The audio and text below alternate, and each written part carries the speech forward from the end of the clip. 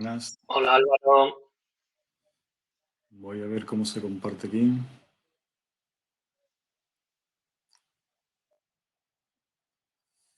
¿Recuerdas cómo compartía pantalla? ¿Cómo compartía? Mm. es abajo en el Ah, monitor sí, este que está tachado. sí, lo veo. Perfecto. Hola a todos y a todas que estáis por ahí, creo que hay 7 personas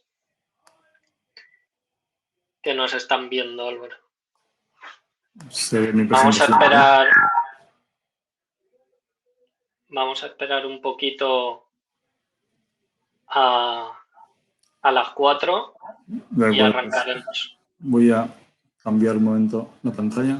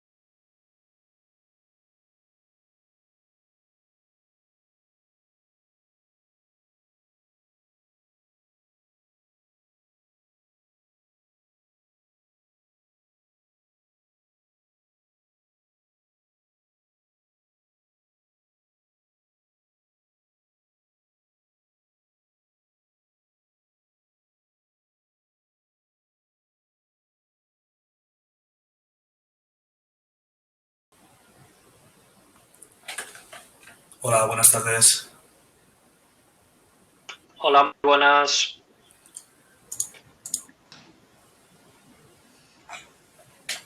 Vale, iba a realizar la presentación luego bueno, introducir la charla y a vosotros.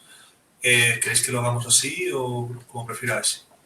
Vale, perfecto. Vale. Como tú nos digas. Entonces ya os doy paso y yo me quedo por aquí por si hubiera algún tipo de problema o cualquier cosa. Genial, perfecto. A mitad de presentación cambiaremos las slides para cambiar el control y la empezaré a controlar yo, ¿vale? Y nada más. Todo perfecto. Yo me quedo por aquí y cuando me digáis que empezamos, os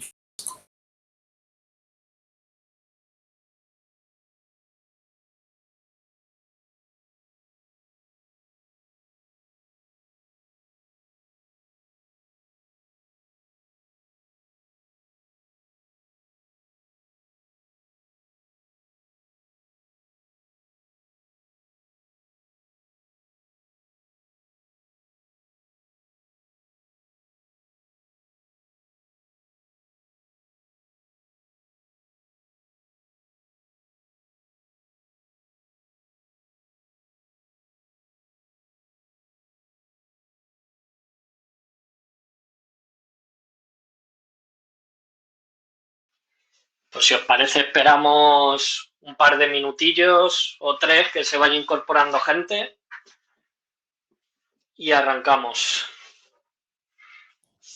Perfecto.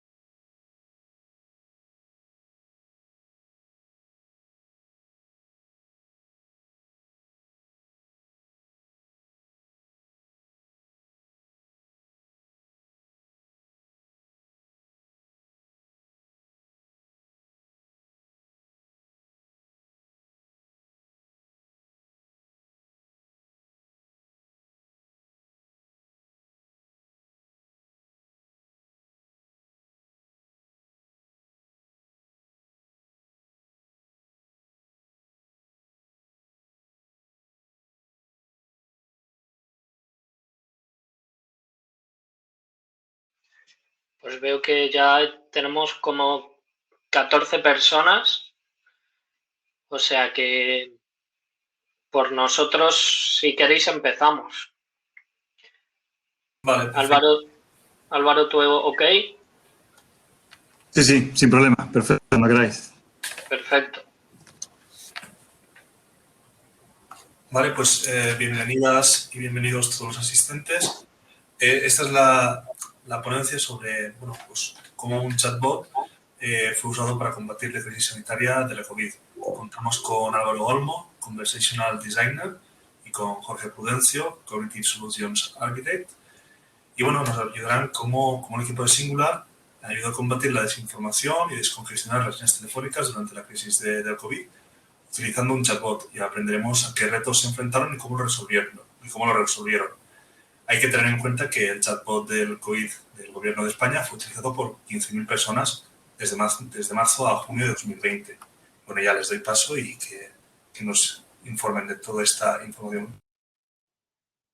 Buenas, pues si os parece, empezamos presentándonos nosotros dos para que sepáis quiénes van a hablar la próxima horita y bueno, contaros un poquito de nosotros y luego al final, si queréis, pues dejamos un tiempo para preguntas o para que nos comentéis lo que queráis. Igualmente en el chat también podéis ir preguntándonos, pero lo ideal es que, bueno, si queréis lo respondemos todo al final y podemos charlar un ratillo si queréis. Bueno, yo soy Álvaro, Conversational Designer es el título que me dan, pero bueno, yo soy periodista, yo a priori debería estar un poco ajeno a todo el mundo del desarrollo y la informática, pero bueno, como sabemos, las tecnologías tienen todo tipo de funcionalidades y todo tipo de cometidos, y en esta ocasión, pues mi función en la empresa en Singular y mi función en los proyectos que hacemos es el de hacer que los asistentes virtuales pues hablen, ¿no? Hacer que las máquinas se puedan comunicar con las personas a través del lenguaje natural. Esto es, hablando con las personas, ya sea chateando, hablando por voz o como sea. Y bueno, me dedico básicamente a eso, redactar contenidos para estos asistentes virtuales y hacer que también las máquinas puedan entender a las personas. Es decir, que entiendan sus intenciones y entiendan lo que las personas quieren de esas máquinas, ¿no? Y les dé una respuesta adecuada. Esa es un poco mi labor en Singular. Si quieres, Pruden, cuenta tú un poco lo que haces. Bueno, yo soy Jorge, aunque veis que mi apellido es un poco raro, casi todo el mundo me llama Pruden. No sé cómo lo he conseguido, pero lo he conseguido. Y yo trabajo en Singular como arquitecto de software. Me dedico a desarrollar software en general, pero actualmente trabajo en el equipo de inteligencia artificial y doy apoyo a bastante variedad de proyectos, entre ellos asistentes conversacionales, que uno de ellos os lo vamos a presentar ahora en la próxima hora. Y nada, un placer estar con vosotras y vosotros y Álvaro, todo tuyo. Vale, pues si vamos a dividir un poquito en dos esta presentación. Al principio voy a contar yo más desde el punto de vista de la experiencia, ¿no? De cómo surgió todo y cómo nació esto, y también desde el punto de vista de lo que yo hago, de la conversación pura y dura, y luego Jorge va a entrar un poco más en la parte técnica, ¿no? O lo que yo llamo la parte técnica, que seguramente vosotros comprenderéis incluso mejor que yo. Lo hemos llamado un chatbot para combatir la crisis sanitaria y ahora vais a entender por qué. Porque a priori vamos a hablar de esto, de cómo, como decía, cómo surgió todo, cuál era el objetivo, todo el trabajo que hicimos en un tiempo récord. Exactamente también vamos a contar lo que hicimos y luego, pues eso, como en 2 semanas pudimos poner este servicio en producción y el tipo de tecnología que usamos, los números, en fin, pues todo esto es lo que os vamos a contar. Pero sobre todo al principio, pues lo que vamos a poneros es un poquito en contexto, y tenemos que remontarnos a hace un año y algo.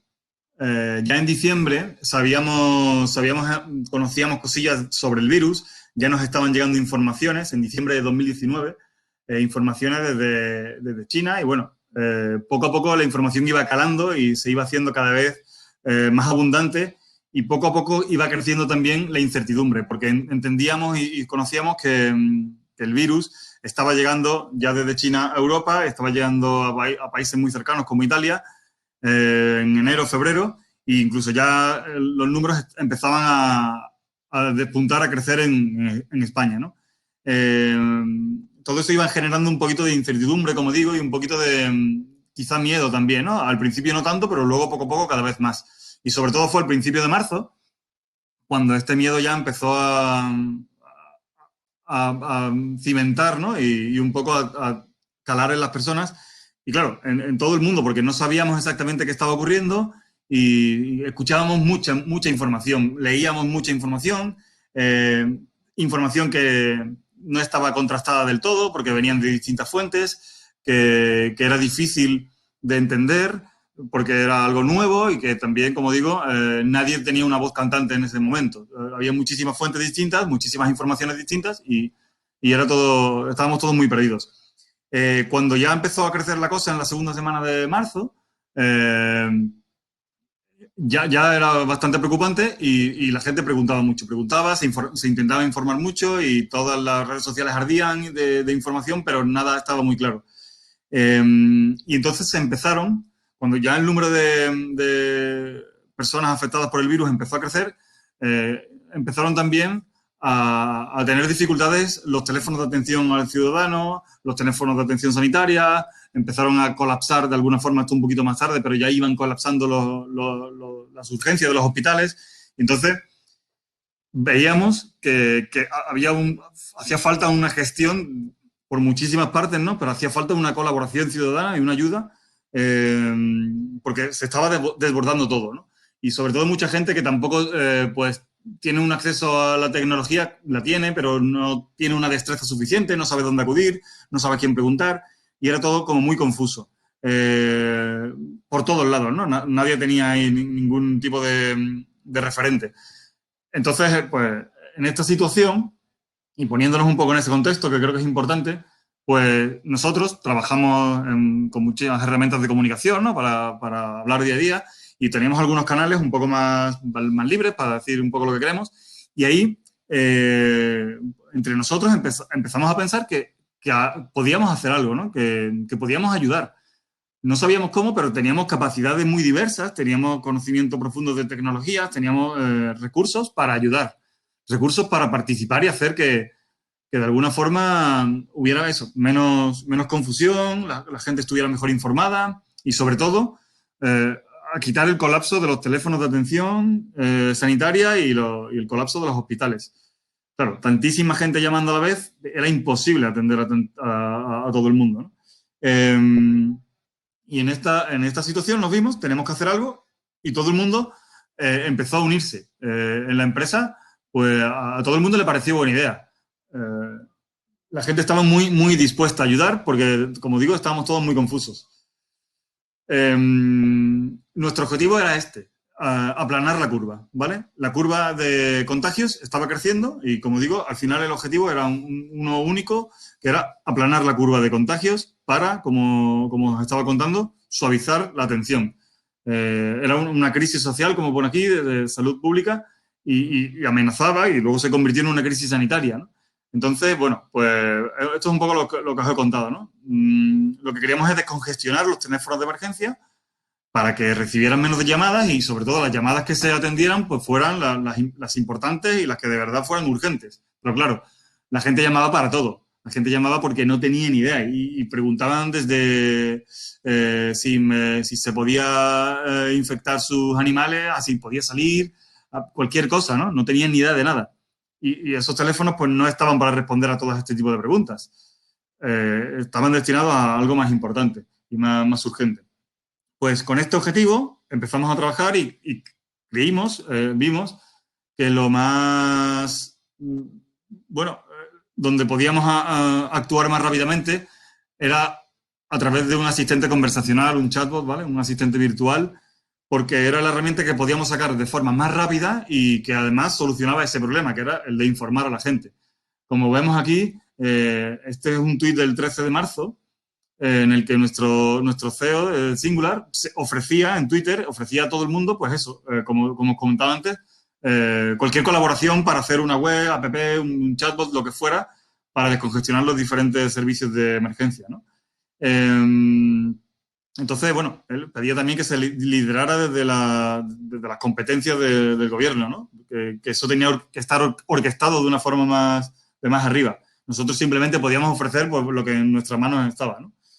Y en ese sentido, pues de pronto, esto no sé si fue un jueves, un viernes, de pronto nos vimos que un montón de personas de nuestra empresa, primero de nuestro departamento, del Departamento de Inteligencia Artificial, pero no solo, porque lo escalamos al resto de la empresa, y que en nuestra empresa, que somos alrededor de 700 personas, pues había muchísimas decenas y cientos de personas dispuestas a ayudar.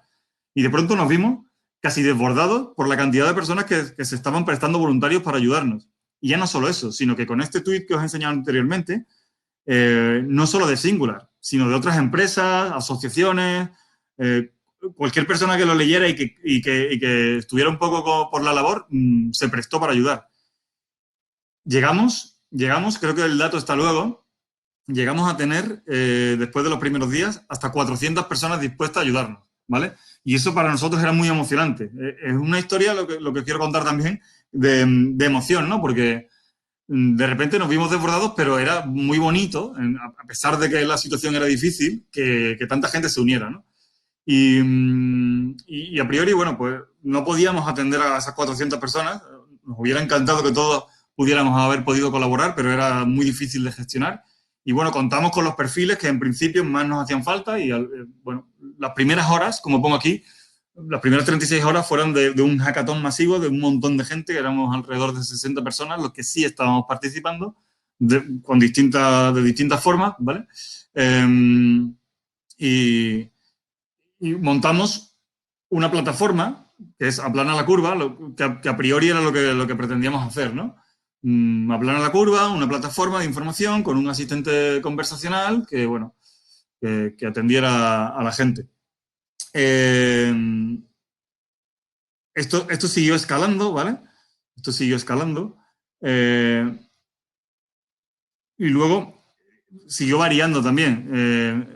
Empezó a derivar en otras ideas, porque había tanta gente participando que ya no solo, y no podían participar todos, que ya no solo se quería hacer un asistente conversacional.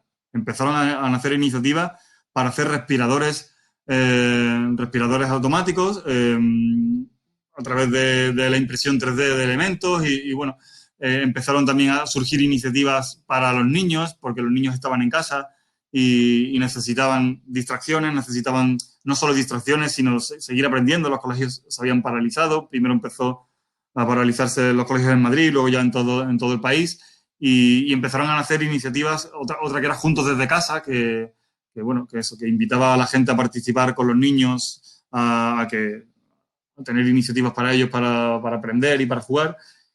En fin, que creció de una forma muy, muy bestia, ¿vale? Y creció tanto que al final pues acabó llegando al Ministerio de Sanidad, que sin pensarlo al principio, luego sí es lo que queríamos, ¿no? Que esto pudiera llegar al Ministerio de Sanidad como decía antes, para que tuviera un orden y para que tuviera una oficialidad y que tuviera que llegar hasta donde tenía que llegar, ¿no?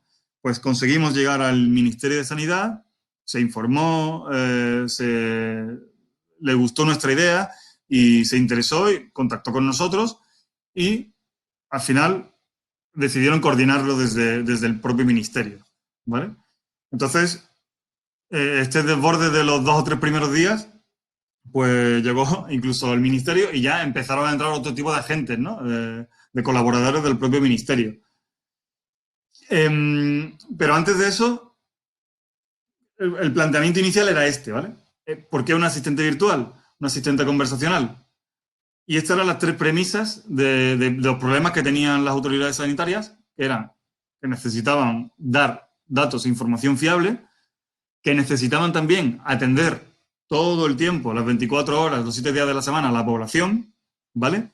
Y, como decía antes, disminuir el colapso de los teléfonos. ¿Por qué el asistente conversacional es la idea que tuvimos y luego también gustó al Ministerio de Sanidad?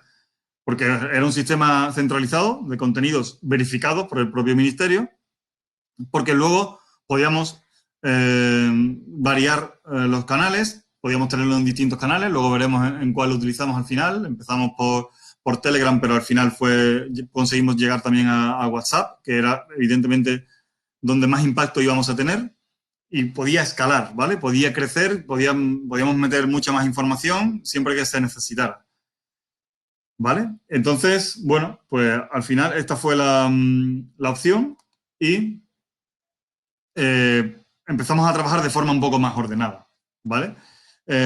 ¿Cómo trabajamos? A través de estas 4, digamos, verticales, ¿vale? Que fueron como los elementos en los que dividimos también los equipos para trabajar. Por un lado, definir los objetivos. Había que maximizar la capacidad de atención principal del principal punto de contacto, que era el call center, ¿vale? Un asistente virtual tiene una capacidad de atención potencialmente limitada. Ahí, pues no teníamos, como digo, era escalable y no teníamos ningún problema. Luego, organizar un equipo de personas descentralizado. Descentralizado porque ya estábamos teletrabajando todos, ya estábamos cada uno en nuestras casas y necesitábamos conectar, como decía, a unas 60 personas de distintas empresas, del ministerio, nosotros mismos, y de distintos departamentos, y era un poco complicado. Entonces lo que hicimos fue, a través de una metodología Agile, pues conectar todos estos factores, ¿no? El jueves 19 fue cuando había 400 personas disponibles y, pues, como decía antes, no todos podían participar y bueno, unimos a las que pudimos, ¿no? Luego teníamos que tener claras con tantas personas cuáles eran las tareas de cada uno. Dividimos por grupos de trabajo y había grupos de creación de contenidos en el que yo estaba, grupos de interacción con el propio Ministerio de Sanidad, de coordinación, grupos de desarrolladores para los entornos de pre y los entornos de desarrollo, grupos de diseño del propio, bueno, al principio lo que era la web, luego la aplicación, grupos de desarrollo front, de mobile, grupos de inteligencia artificial, otra gente que gestionaba los canales, gente que entrenara al asistente virtual, pruebas de QA, en fin, un poco, imaginaos la cantidad de tareas que teníamos y todo lo que teníamos por hacer, ¿vale? Luego, por último, no solo había que estar profesionalmente capacitado para hacer todo esto, sino que había que tener ánimo. Y parece una tontería, pero en ese momento en el que había, como decía antes, tanta incertidumbre, ante la aluvión de trabajo también que se nos avecinaba con esto, ante las noticias incesantes, la preocupación por nuestros propios familiares, había que mantener el ánimo para hacer esto. Y sobre todo porque bueno, yo estuve trabajando, y esto ya es modo anecdótico, estuve trabajando durante 3 semanas seguidas, y fines de semana incluidos, para que esto saliera adelante, ¿vale? Entonces, bueno, el ánimo, estando solo en casa, con estas dificultades, el ánimo decaía muchas veces, pero entre nosotros, el propio equipo y las ganas que teníamos de sacar esto adelante, pues hacíamos que todo saliera, ¿no?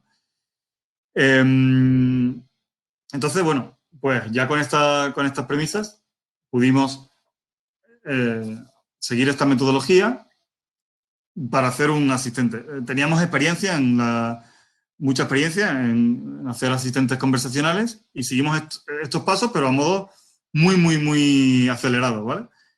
Los pasos eran, pues, resolver las small talks. No sé si conocéis el término. En los asistentes conversacionales hay un tipo de interacciones que se llaman small talks, que son como conversaciones informales, ¿vale? O cháchara. Es decir, estas preguntas y conversaciones que tienen que ver con saludos, despedidas, preguntas ¿qué tal? Cualquier cosa que no sea el propio contenido, ¿vale? ¿Por qué? Porque al final también intentábamos naturalizar la conversación. Era una herramienta que le iba a ser muy útil a la gente, a los ciudadanos. Entonces teníamos que naturalizar esta conversación porque los ciudadanos también sentían lo que nosotros sentíamos, ese miedo y esa incertidumbre. Entonces, cuanto más amable hiciéramos al asistente, mejor, ¿no? Y ahí estábamos el equipo de lingüistas para hacer que el asistente tuviera un tono amable y cercano, ¿no? A través de las small talks, también a través de que las respuestas, el propio contenido tuviera un tono amable, también que se entendiera, porque se hablaba de muchas cosas referentes a la sanidad, ¿no? A la salud, al propio virus, etcétera, pero tenemos que llegar de forma muy clara y muy, muy facilita, muy masticada al ciudadano. Entonces desarrollamos también cada una de las intenciones, de los temas de conversación que podía resolver el asistente, de los que hablaremos después. Luego teníamos también que entrenar este sistema, porque por mucho que desarrolláramos los contenidos, el sistema tenía que entender perfectamente todo lo que la gente le preguntaba, y eran muchas cosas las que la gente tenía en mente para preguntar. Y todo esto teníamos ya que anticiparnos para que a la hora de la verdad y a la hora de preguntarle al asistente lo entendiera y no le diera una respuesta que no fuera, ¿no? la adecuada, o que ni siquiera lo entendiera. Luego, entender también cómo la gente hablaba y los flujos de conversación que utilizaba, ¿vale?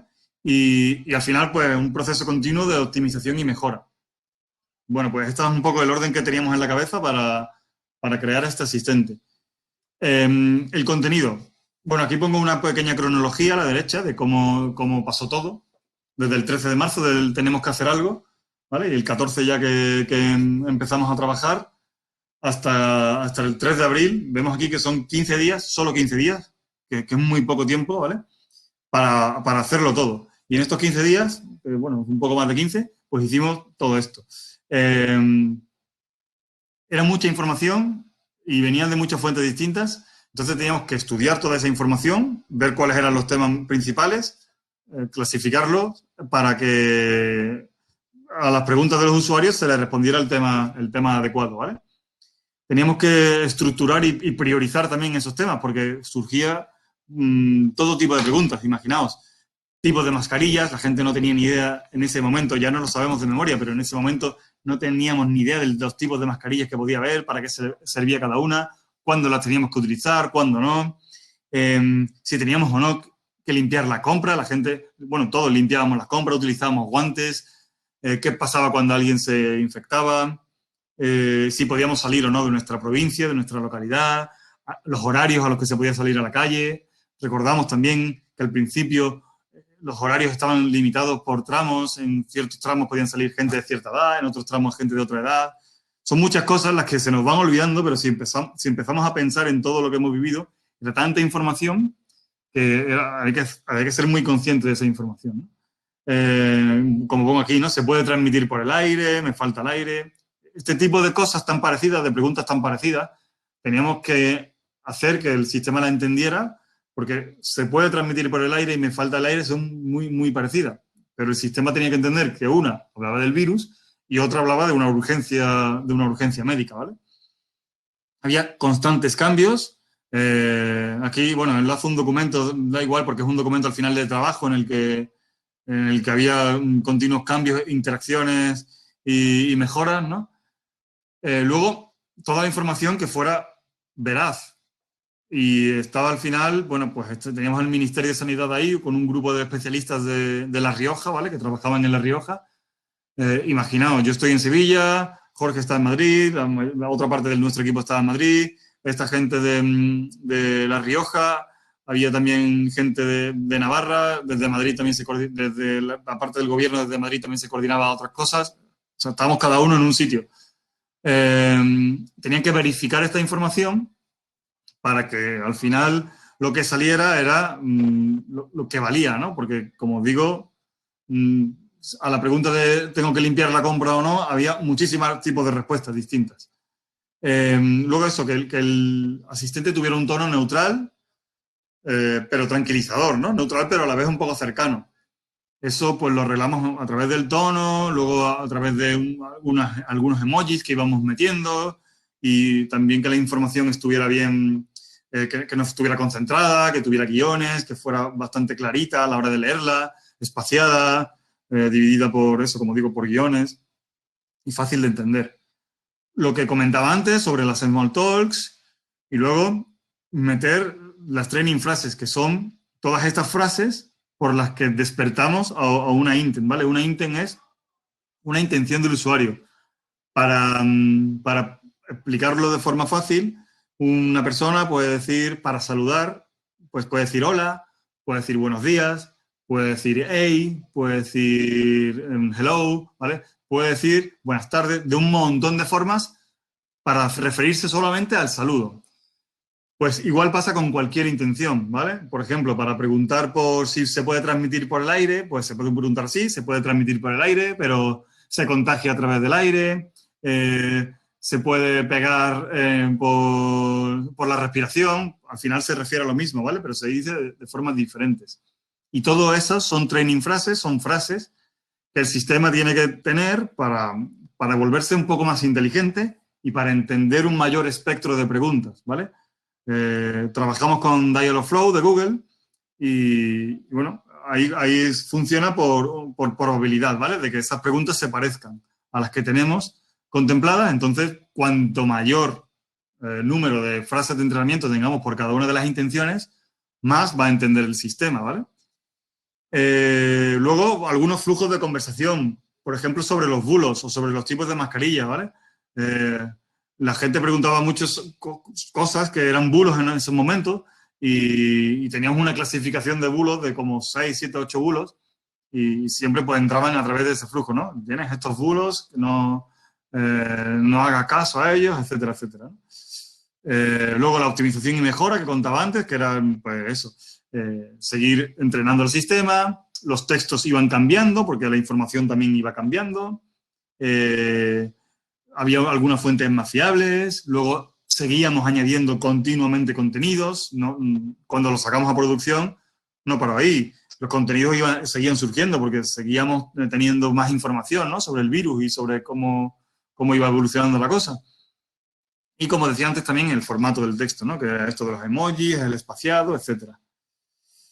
Bueno, y seguimos avanzando. Esto es un ejemplo de una respuesta, ¿vale? Bueno, que a la pregunta que veíamos antes de si se podía transmitir por el aire, ¿vale?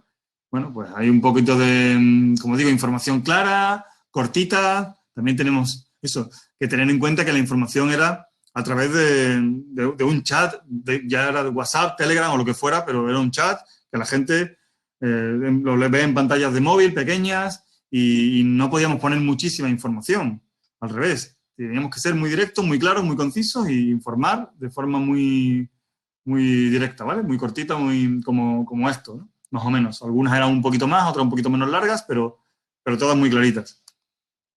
Y aquí llegamos al 8 de abril, en el que el Ministerio de Asuntos Económicos y Transformación Digital anunció la puesta en marcha del que llamaron Hispabot COVID-19, y que ellos, bueno, pues lo hacían así, ¿no? Salió también, lo anunciaron también en televisión, a través del Ministerio de Sanidad, bueno, y y a partir de ahí ese día, imaginaos pues la de personas que empezaron a utilizar este servicio. Luego veremos algunos números, ¿vale? Pero bueno, para que veáis que al final salió esto por fin el 8 de abril, después de mucho trabajo, de 2 semanas o casi 3 intensas de trabajo de muchas personas. Y pues, ¿dónde llegó? Pues llegamos a contactar con WhatsApp, ¿vale? Que era al final, pues como digo, el canal al que iba a llegar más gente y el canal que creíamos que era el adecuado para sacar este tipo de solución. Bueno, conseguimos contactar para llegar a ponerlo por WhatsApp, que tampoco es nada fácil, ¿vale? Y también tenía su canal en Telegram. Aquí vemos un ejemplo, pues teníamos el número de teléfono era este, ya está desactivado por si queréis probar, está desactivado. Pero bueno, aquí estaba, ¿vale? Este era el aspecto que tenía. Y pues poca cosa más, ¿no? Esto ya lo he comentado antes, cómo funciona, cuál es el funcionamiento. Tenía que entender esta frase del lenguaje natural y cuál es la intención del usuario. Veis aquí estas pruebas mías en Telegram del 27 de marzo, ¿vale? Eran pruebas que hacíamos constantemente. Teníamos también un equipo haciendo pruebas directamente contra el sistema para que no se cayera. Eso seguramente lo contará un poco después Jorge. Y teníamos a muchos entrenadores que iban viendo, oye, a esta pregunta no me está respondiendo bien. Y lo íbamos mirando. Teníamos un documento de reportes bastante amplio. Y bueno, estos fueron un poco toda la gente que participó, ¿no? Liderado por la SEDIA, que es el equipo de tecnologías del lenguaje del gobierno, lingüistas computacionales de la Universidad de Granada, técnicos de Barcelona Supercomputing Center, y también pues, el contacto con Google, con Facebook y con Vonage, que es esta plataforma que nos conectaba, ¿no? Que nos ayuda a conectarnos con WhatsApp, que como digo, contará seguramente después mejor Jorge. Datos relevantes que tuvimos, ¿no? Al utilizar este servicio. Bueno, lo utilizamos, estuvo en funcionamiento menos tiempo del que nos hubiera gustado, ¿vale? Porque decidieron cerrar el canal. Pero bueno, en 2 meses y algo, tuvimos más de 345.000 consultas, ¿vale? Que significa que 345.000 consultas de personas se resolvieron sin necesidad de llamar a los teléfonos de emergencia sanitaria, que era nuestro objetivo, ¿vale? Son muchísimas llamadas, las que probablemente a lo mejor no las 345.000 consultas habrían acabado derivando en teléfono, pero muchas de ellas sí. Y son muchas llamadas las que pudieron ahorrar gracias al asistente conversacional, ¿vale? Y esto fue lo que luego también nos emocionó, ¿no? Que había servido para algo. Tuvimos picos de 12.000 consultas diarias. Imaginaos cuando salían en la tele a anunciar nuevas medidas, a anunciar nuevas cosas, pues había picos siempre de consultas, ¿vale? Porque la gente con la incertidumbre, ostras, se acordaba del canal de WhatsApp del asistente conversacional y acudía rápidamente a asegurarse de eso, ¿no? Y a lo mejor en ese momento todavía ni siquiera teníamos esa información nosotros, ¿vale? Entonces, bueno, pues el objetivo, digamos que a priori estaba más o menos cumplido, ¿vale? Algunas curiosidades de consultas que se le hicieron, las consultas más destacables, pues sobre síntomas, pues imaginad, la gente tampoco tenía muy clara cuáles eran los síntomas que ocasionaba el coronavirus, ¿no? Las medidas de higiene, como comentaba antes, si tenía que limpiar o no la compra, o los guantes, o lavarse las manos, o cualquier cosa. Las formas de contagio, que también lo comentábamos antes, y también sobre grupos vulnerables, ¿no? Pues cualquier grupo mayor de edad, con enfermedades, pues también tenían más incertidumbre que nadie, ¿no? Sobre el uso de mascarillas, también lo hemos comentado antes, y otras curiosidades como si las mascotas podían transmitir la COVID o podían ser contagiadas, ¿no? Y en las últimas semanas de funcionamiento del asistente, pues se consultaban otro tipo de cosas, ¿no? También iban evolucionando esas consultas, como las franjas horarias de la salida, las franjas horarias del confinamiento, si se podía o no usar vehículos, a qué hora, si se podía salir de la provincia, etcétera. Y también sobre reuniones de personas, por ejemplo, cuánta gente se podía reunir, si yo podía ir a visitar a mi familia, etcétera, ¿no? Eran las preguntas más habituales. Y todo lo que nace, como pongo aquí, pues acaba. aquí tenéis el tweet del 12 de junio. Si veis que se puso en marcha en abril, hasta junio, o sea, no, esos 2 meses y algo. Pero bueno, fue lo que duró y así despedía la Sedia el uso y el servicio, digamos, del asistente. Por eso llega el momento de dar vacaciones a nuestros chatbots. Decía que, bueno, estamos superando la emergencia sanitaria, luego hemos podido comprobar y estamos comprobando que nada más lejos de la realidad, pero bueno, ya decidió no seguir actualizándolo. Nosotros ahí ya no pudimos hacer nada porque esto ya como escaló hasta el Ministerio de Sanidad, pues se nos iba un poco de las manos. Entonces, pues con mucho pesar tuvimos que decir adiós y eso es un poco la historia de cómo surgió todo y hasta el final, ¿no? Ahora Jorge os contará de forma un poco más detallada. Yo voy a dejar de compartir, os contará un poco de forma más detallada cómo... ¿He dejado de compartir ya? Sí, ¿no? Sí, sí, es que ya la he puesto, parece que no se ha cambiado siquiera. Ah, vale, que la ha puesto tú, vale, perfecto. Pero estoy ya controlando, Álvaro. Perfecto, pues todo tuyo para contarles toda la parte más técnica y más que seguramente les interese un poco más. Que no, hombre, la verdad es que ha quedado bien, Álvaro. Pues todo esto que os ha contado Álvaro lo tuvimos que preparar en 2 semanas. Y esto, la verdad, que técnicamente os podéis imaginar que es un reto enorme cuando tenemos que movernos en un contexto de este tipo.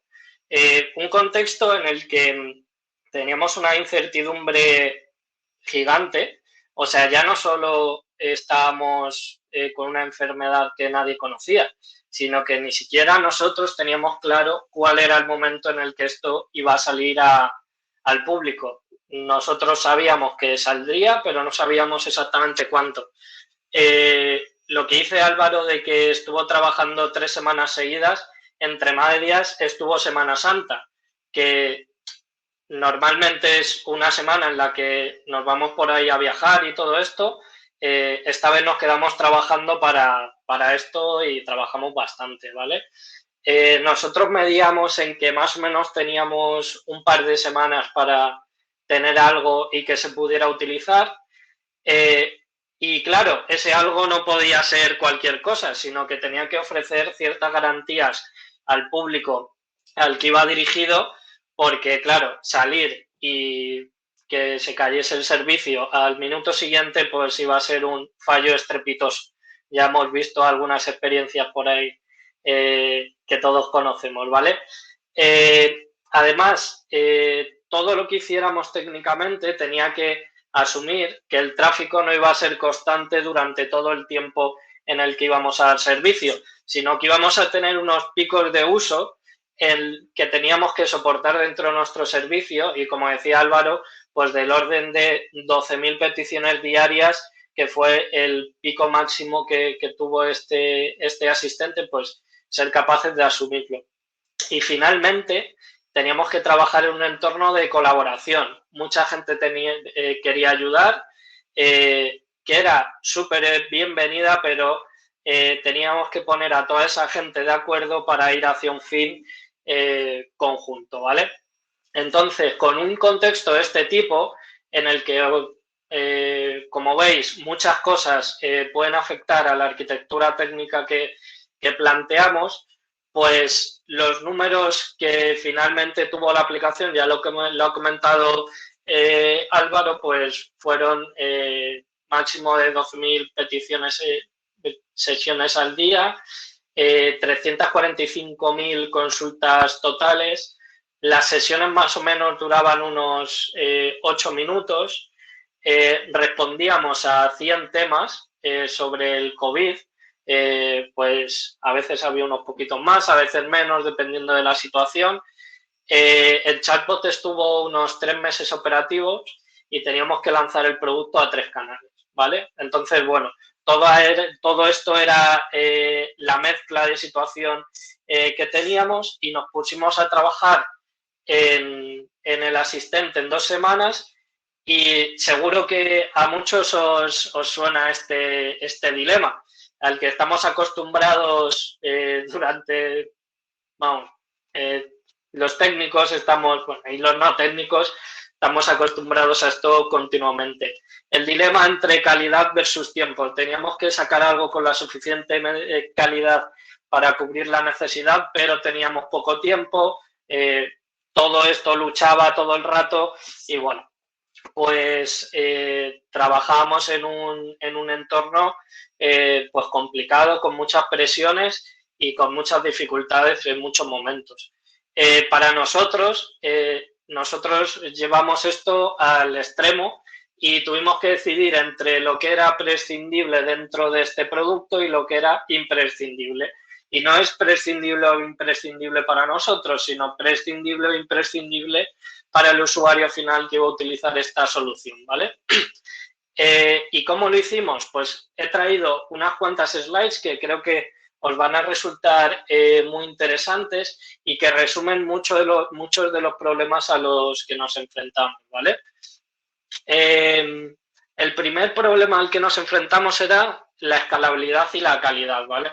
Este servicio tenía que ser capaz de dar servicio a un montón de usuarios sin caerse. ¿Cómo hicimos esto? Pues utilizando muchas cosas de las que seguramente ya conocéis. Una de ellas, la que seguramente más nos ayudó, fue serverless. Para los que no lo conozcáis, aunque seguro que lo conocéis la mayoría, serverless quiere decir ejecutar todo el código que va por debajo sin un servidor que está corriendo las 24 horas. Y lo bueno que tiene serverless es que escala automáticamente y cuanto más usuarios están utilizando nuestro servicio, pues más recursos se reservan para ejecutar nuestro código, ¿vale? Entonces, para un proyecto como este, en el que íbamos a tener mucho tráfico y además el servicio que iba a ir por detrás no era demasiado grande, pues serverless fue, la verdad, una tecnología que nos fue muy bien y nos resolvió muchos problemas. Además, utilizamos muchos servicios autogestionados. Como os ha dicho Álvaro, colaboramos con Google, con Facebook y con Vonage, que son servicios que proporcionan APIs ya que están autoescaladas para responder a grandes volúmenes de tráfico y además toda la gestión interna del servicio, el mantenimiento, la gestión de logs, todos estos temas están ya automatizados. Entonces, esto nos aportaba ir a una solución de forma mucho más sencilla y mucho más rápida que si nosotros hubiéramos tenido que gestionar todos esos logs, todos esos servicios, los pipelines, y hubiéramos tenido que gestionar todo esto, ¿vale?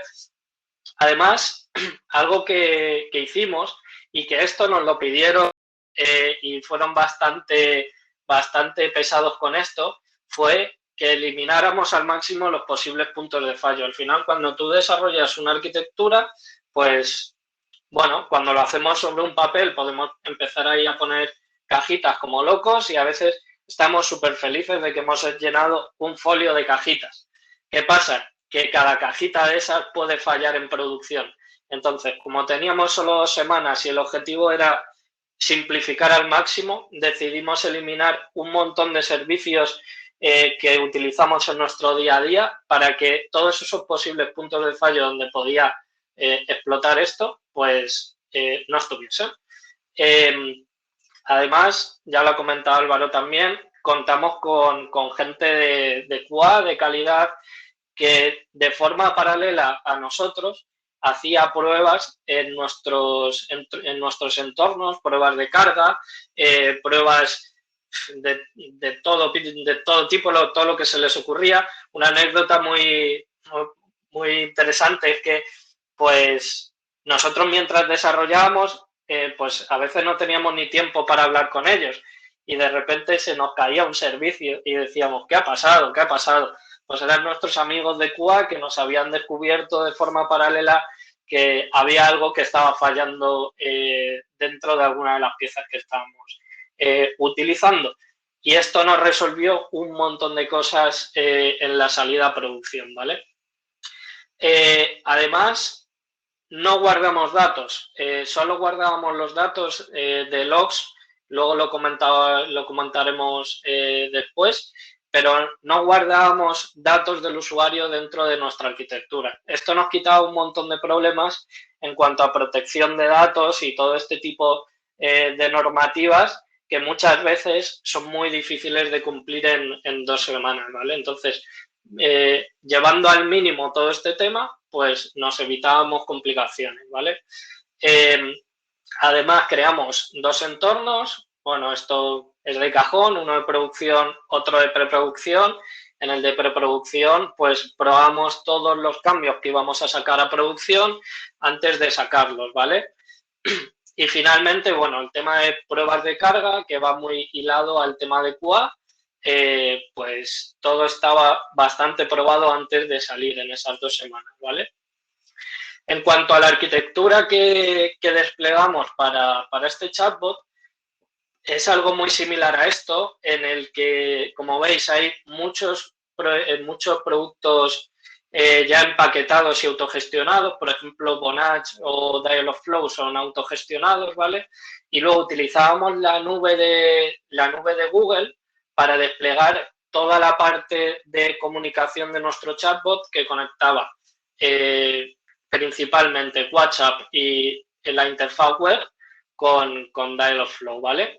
Entonces, todo ese código que desarrollamos para evitar el máximo de problemas posibles, lo desplegamos dentro del servicio de Cloud Run, que es un producto serverless en el que podéis desplegar cualquier Docker y va a escalar automáticamente. Además, el tema del balanceador de carga nos lo va a configurar de forma automática y nosotros simplemente con darle a Cloud Run un pequeño Docker con nuestro servicio, en nuestro caso utilizamos una instancia de Corex, que es una tecnología que hemos desarrollado dentro de Singular para construir nuestros chatbots, pues solo con darle un Docker de Corex, pues directamente nos lo escalaba, nos lo balanceaba y nos hacía todas las cosas que deberíamos haber programado si lo hubiéramos hecho todo esto a mano. Y bueno, hay en algunos proyectos que es necesario, pero ya sabemos el trabajo que lleva. Por contra, pues esto, al ser servicios autogestionados, pues tienen un coste superior a los servicios que gestionamos nosotros manualmente, ¿vale? Pero bueno, esta sería más o menos la arquitectura que desplegamos. Un poco por profundizar en serverless, que para mí es una de las piezas más importantes del éxito técnicamente de este producto, de este proyecto. Lo que os he dicho antes, serverless es un modelo de alojar tus servicios en el que los recursos se reservan solamente en función de la carga que tenga tu servicio, ¿vale? No tienes una máquina encendida 24 horas, sino que existe un pool de máquinas en las que se reserva un trocito para ejecutar nuestro servicio. Entonces, si nuestro servicio tiene bajo volumen de tráfico, pues los recursos reservados serán mucho menores que si existe mucho volumen de tráfico. Y esto se hace de forma automática, ¿vale? Esto, cuando queremos sacar un servicio a producción, si al principio tenemos poco tráfico, nos estamos ahorrando mucho dinero en comparación con tener un servidor 24 horas encendido. Cuando tenemos un volumen nivel, pues, empresas gigantes tipo Cabify, por ejemplo, pues muchas veces nos interesa mucho más llevarnos esto a servidores 24 horas corriendo, pues con un clúster de Kubernetes instalado, este tipo de cosas, ¿vale? Serverless tiene pros y tiene contras, ¿vale? Pros, lo que os contaba, tiene menos coste, ¿vale? Sobre todo al principio, no tanto según vas teniendo más volumen de tráfico y escala automáticamente. Sin embargo, tiene contras y es que esos servicios que se ejecutan solo en un momento puntual tienen que iniciarse completamente. Es decir, por ejemplo, si tenéis una conexión externa con un MongoDB, con una base de datos de cualquier tipo, o estáis interaccionando con otros servicios en los que tenéis que establecer una conexión, pues esa conexión la vais a tener que ejecutar cada vez que se reciba una request en vuestro servicio, ¿vale? Sí que dentro de Google o dentro de Amazon Web Services se hacen cosas para reducir estos tiempos al máximo. Por ejemplo, si tenéis peticiones muy de seguido, pues el servicio no se congela, no se desactiva hasta pasado cierto tiempo y se reutiliza en la misma instancia, pero que sepáis que nada os garantiza que el estado en el que dejasteis vuestra estancia pequeñita que se ha levantado solo puntualmente, nada os garantiza que la próxima vez que se vuelva a levantar esté en el mismo estado, ¿vale?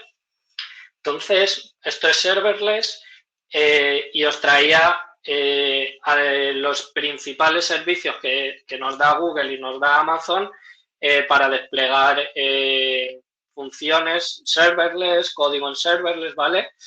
Por una parte, tenemos la opción de Cloud Functions o la Lambda, en las que solamente tenemos que desplegar un trocito de código en Node.js o en Python y se va a ejecutar cada vez que recibamos una petición, o también lo podemos asociar a un cron y ejecutarlo cada cierto tiempo, ¿vale?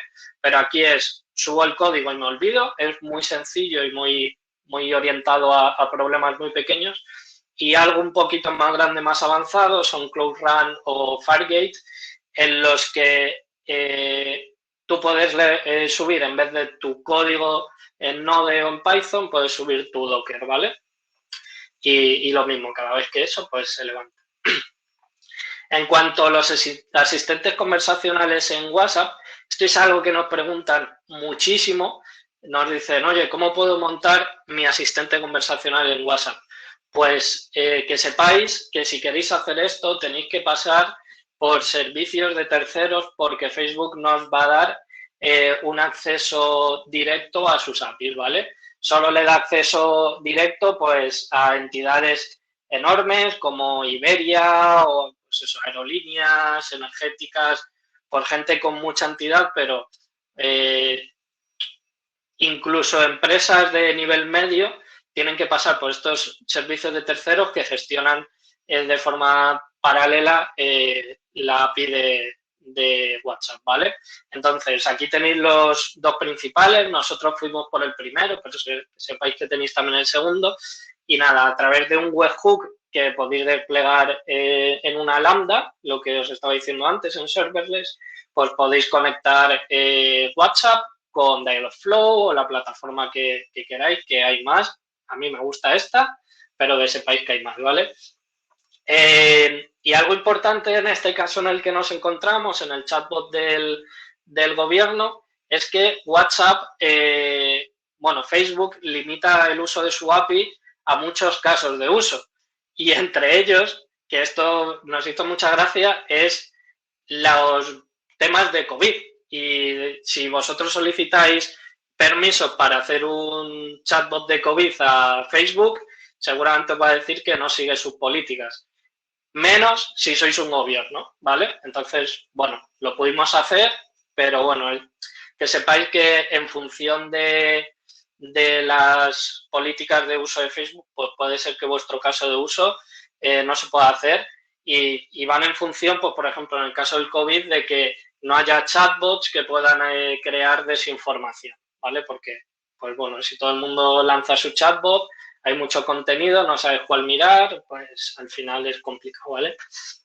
En cuanto a protección de datos, que os decía antes, si quieres salir rápido, recoge el mínimo de datos posibles. Cuantos más datos cojas, más tienes que pensar dónde guardarlos, cómo protegerlos y qué hacer con ellos. Y además, pues ya conocéis todos pues, los avisos de cookies, pues tenéis que permitir al usuario que pueda borrar sus datos de vuestro sistema si él quiere o que no los podéis recoger. Bueno, un montón de normativa que cuantos más datos queréis coger desde el inicio, pues más complicado va a ser lanzar vuestro servicio. Entonces, nosotros decidimos que para lanzar esto en 2 semanas teníamos que reducir esto al máximo. Y lo único que finalmente recogimos fueron logs para el control de errores, que además eran logs de Google Cloud, de todas estas plataformas que ya tienen bastante superado el tema de RGPD y todo esto. Entonces, bueno, dentro de lo que cabe podíamos contar con sus términos y condiciones o partir de ellos, y métricas anónimas para ver el uso de cada índice. Que de aquí vienen los datos que decía Álvaro antes de pues qué cosas se usaban menos, en qué momento y todo esto, ¿vale? Y, por ejemplo, en este caso algo curioso es que tuvimos que eliminar la posibilidad de realizar flujos de conversación pues para no recoger datos, ¿vale?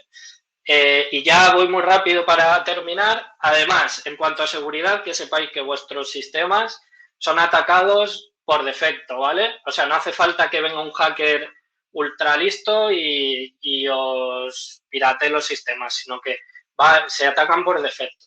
A nosotros, por ejemplo, recibíamos visitas de arañas que buscan rutas para ver si somos vulnerables, y recibíamos ataques de denegación de servicio en algunos momentos. ¿Cómo evitar o cómo combatirlo? Porque al final el tema de seguridad, podemos poner mucha seguridad, pero nunca vamos a estar 100% seguros, ¿vale? Pues eso, utilizando servicios gestionados estandarizados que los utilice todo el mundo, no desplegarnos un servidor en nuestra casa que seguramente va a estar desprotegido. Limitar el acceso a lo que no usa, pues rutas, puertos, servicios, todo lo que no uses, quitarlo, ¿vale? Medir tu infraestructura. Si alguien te está atacando y no lo ves, pues estás ciego. Entonces, pues lo más posible es que te siga atacando hasta que consiga hacerte daño, ¿vale?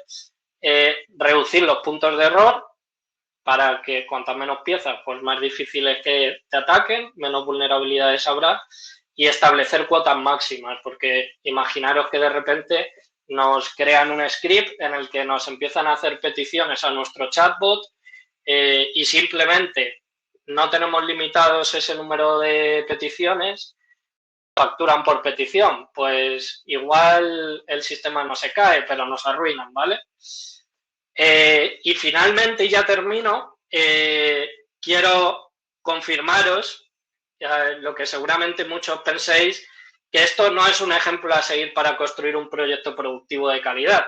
Es decir, lo que hicimos en 2 semanas no es lo que deberíamos hacer si queremos lanzar un producto de verdad. O sea, os garantizo que esto no es lo que hace Cabify, Uber o cualquier empresa que nos echemos a la cara.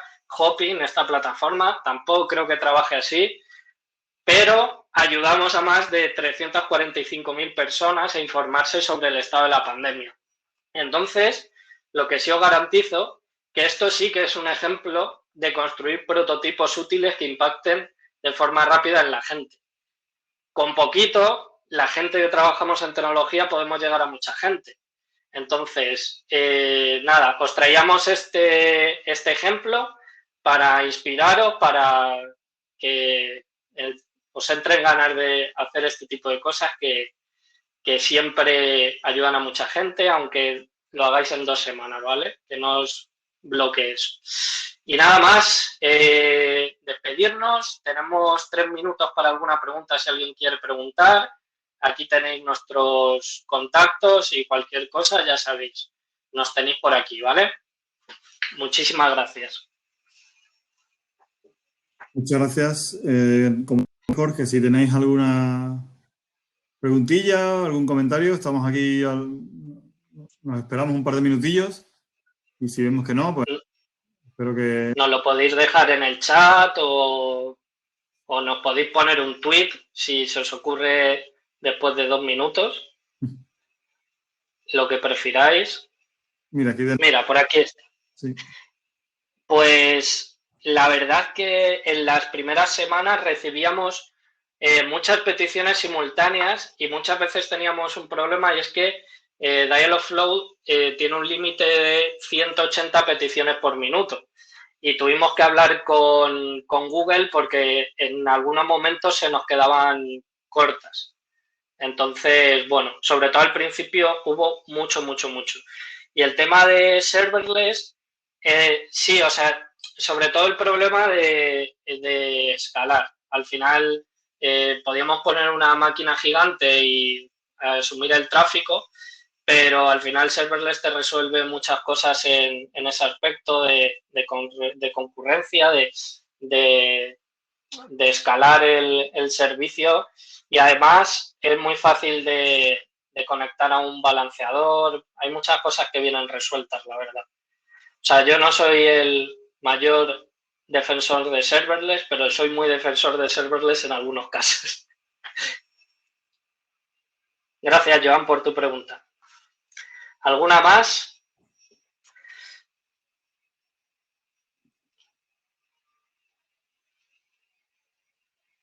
Pues mira. Álvaro, ¿quieres responder a esta? Sí, venga. Vemos que se está animando Joan, muchas gracias. Animamos también a los demás que pregunten lo que quieran. Claro, lo que comentaba antes, son tantos temas y muchos de ellos tocaban entre sí y además muchos de ellos luego sobre esos temas íbamos teniendo nuevas informaciones. Entonces, lo que al principio, por ejemplo, era un tema sobre mascarillas, luego podía resultar que como la gente hacía tantas preguntas y eran tan distintas, derivaba y podíamos hacer 2 intents, no solo una. A lo mejor una sobre el abastecimiento de mascarillas, concretamente, y otra sobre el tipo de mascarillas, ¿vale? Dependiendo de las preguntas que íbamos leyendo de la gente, pues estudiábamos cuál era qué era lo que interesaba, ¿no? Y decíamos, ostras, pues si hay mucha gente preguntando sobre el tipo de mascarilla, es que la gente no tiene ni idea. Y es una pregunta que de verdad quieren saber. Entonces metíamos un tema concreto sobre eso.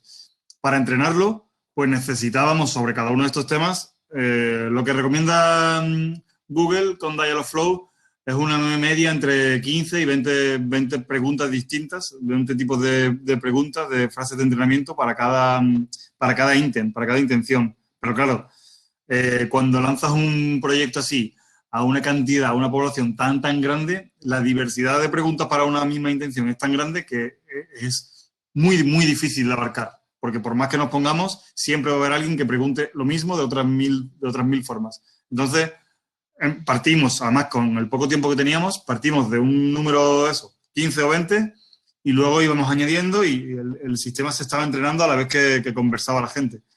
Era así, no teníamos tiempo para hacerlo, para afinarlo mucho más, a pesar de que teníamos, entre este equipo tan grande de personas que comentábamos antes, teníamos como a 20 o 25 personas de Singular ahí, entrenando al asistente, hablando, y nosotros los lingüistas por detrás, pues validando y llevándola para la intent adecuada. Entonces, bueno, pues sí, estudiar y mucha labor de imaginación de cómo se podía preguntar lo mismo de otra forma. No sé si tenéis más preguntas, cualquier persona, o incluso Joan, si tiene más preguntas también, bienvenido. Se nos ha ido un poquillo el tiempo, pero bueno, imagino que podemos tener todavía por si quedan algunas dudas que resolver. Pues, si no hay ninguna más, nosotros creo que... Vale. Muchas gracias, Joan. Espero que haya estado claro para todos, que os haya gustado, os hayáis sacado por lo menos, como decía Jorge, un poquito de inspiración para hacer este tipo de proyectos u otro tipo de proyectos, pero sobre todo eso, que le encontréis una utilidad, ¿no? Que podamos ver que un proyecto tecnológico tiene una utilidad muy inmediata sobre la población. Gracias, Elena. Por mi parte, nada más. Muchas gracias a los asistentes y gracias por invitarnos a participar en este congreso también. Y ha sido un placer por mi parte. Ha sido un placer y nada, nos vemos dentro de nada porque el mundo tecnológico es muy pequeño. Que sepáis que además estamos contratando. Si alguien se anima, pues igual trabajamos juntos y todo. Pues sí. Y nada más. Un placer y nos vemos para la próxima, ¿vale? Hasta luego. Gracias a todos. Chao. Hasta luego.